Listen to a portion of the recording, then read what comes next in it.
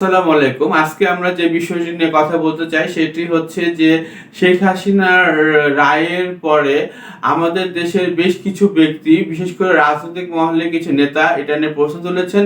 তার মধ্যে অন্যতম একজন রাজনীতিবিদ যিনি বিভিন্ন সময় বিতর্কিত মন্তব্য করে মাঝে সমালোচনা সৃষ্টি করেছিলেন। সেই বিতর্কিত ব্যক্তির নাম আপনারা সকলেই জানেন।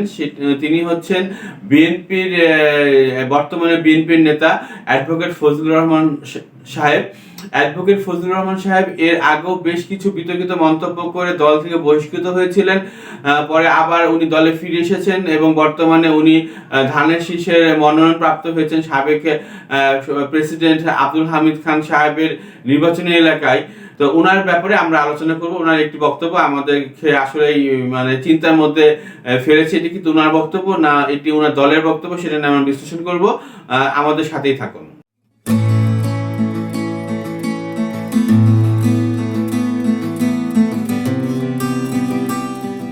আমরা যে বিষয়ে কথা বলতে চাই সেটা হচ্ছে যে অ্যাডভোকেট ফজলুর রহমান সাহেব বর্তমান সময়ে খুবই একটি আপত্তিকর মন্তব্য করেছেন বিচারাধীন বিষয়ে। তো যেটা হচ্ছে যে বিচারাধীন বিষয় আসলে এইভাবে মন্তব্য করাটা কতটুকু যৌক্তিকতা আছে বা এটা আদালতের উপরে হস্তক্ষেপ হয় কিনা সেটা আমাদের আইনজ্ঞ যারা আছেন তারাই বলতে পারবেন। রায় প্রদানের পরে উনি আদালতের সমালোচনা করে বলেছেন যে এই রায় টিকবে না এবং এই রায়টা ঠিক মতো হয় নাই। উনি একাধারে বলেছেন যে উনি বিচার চান, উনি হত্যাকাণ্ড বিচার চান, এই হত্যাকাণ্ডে যারা ক্ষতিগ্রস্ত হয়েছেন তাদের পক্ষে উনি সহানুভূতি জ্ঞাপন করেছেন, আবার একাধারে বিচার প্রক্রিয়া নিয়ে উনি প্রস্তুত রয়েছেন। মোট কথা হচ্ছে গিয়ে উনার কথাটা আসলে ডাবল স্ট্যান্ডার্ড কথা। উনি এতদিন প্রশ্ন তোলেন নাই এই আদালত নিয়ে, হঠাৎ করে উনি এই আদালত নিয়ে প্রশ্ন তোলা মানে হচ্ছে যে এটাকে বিতর্কিত করা। উনি কি প্রসঙ্গে বিতর্কিত করার চেষ্টা করেছেন সেটা আমরা চলুন জানি।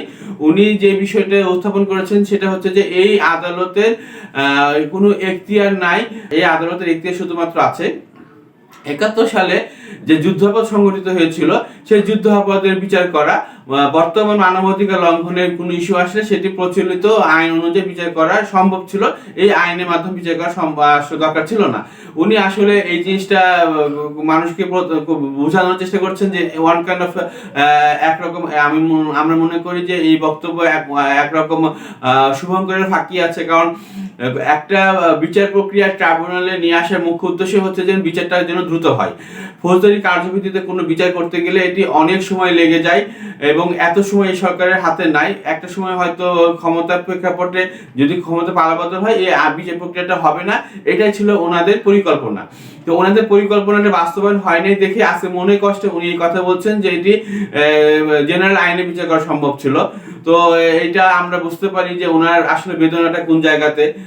উনি আওয়ামী লীগের সভাপতির বিচার প্রক্রিয়াতে যতটুকু ব্যথিত হয়েছেন, ওনার নিজ দলের চেয়ারপারসনকে যখন আওয়ামী লীগ এই ঘর থেকে একা পুরো বের করে দিয়ে ওনাকে বাসা বাড়ি থেকে ওনাকে বিতাড়িত করলেন। তারপরে ওনার বাসা বাড়ি দীর্ঘদিনের যে ঐতিহ্যের একটা ওনার একটা ইমোশন ছিলেন যে বাসাকে কেন্দ্র করে একটা ঐতিহ্যবাহী বাসা, যেখানে শহীদ প্রেসিডেন্ট জিয়াউর রহমান মারা যাওয়ার পরে উনি সেই বাসাতেই উনি বসবাস করেছেন। সেই আবেগ ও অনুভূতি জড়িত একটি বাড়িকে যখন ভেঙে দিয়ে গুড়িয়ে দিয়ে সে এক কাপড়ে বের করে দিলেন, সেই সময় কিন্তু আমরা আওয়ামী লীগের কোনো নেতার মুখে খুব সুশীল আমরা কথাবার্তা শুনি নাই। তো বর্তমানে আমরা বিএনপির বেশ কিছু নেতাদের মুখে খুব সুশীল কথা শুনছি, তারা খুব সুশীলতার পরিচয় দেওয়ার চেষ্টা করছেন। আসলে এই ব্যক্তিগুলোর ব্যাপারে আমাদেরকে একটু আরো সাবধান হওয়া উচিত এবং বিএনপির উচিত যে ওনার বক্তব্যের ব্যাপারে আসলে ক্লিয়ার করা যে এটা কি ওনার ব্যক্তিগত বক্তব্য না এটা দলের বর্তমান স্ট্যান্ড। যদি দলের বর্তমান স্ট্যান্ড হয়ে থাকে তাহলে আমাদেরও সচেতন হতে হবে যে বিএনপির পলিসি যেটা নিতেছে যে সামনের যদি ক্ষমতার পরিবর্তন হয় তাহলে হয়তো বিএনপি এই বিচার প্রক্রিয়াটা কন্টিনিউ করবে কিনা বা আদালত কন্টিনিউ করবে কিনা। কাজে আমাদেরকে এখনই বিএনপির কাছ থেকে কমিটমেন্ট নিতে হবে যে যেই দলই নির্বাচনে পরবর্তী ক্ষমতায় আসুক না কেন তাদেরকে নির্বাচনী ইশতেহারে অবশ্যই এটা উল্লেখ করতে হবে যে আমরা ক্ষমতায় গেলে এই ট্রাইব্যুনালের ধারাবাহিকতা রক্ষা করব এবং এই ট্রাইব্যুনাল নিয়ে কোনো বিতর্কিত কোনো প্রশ্ন উত্থাপন করব না।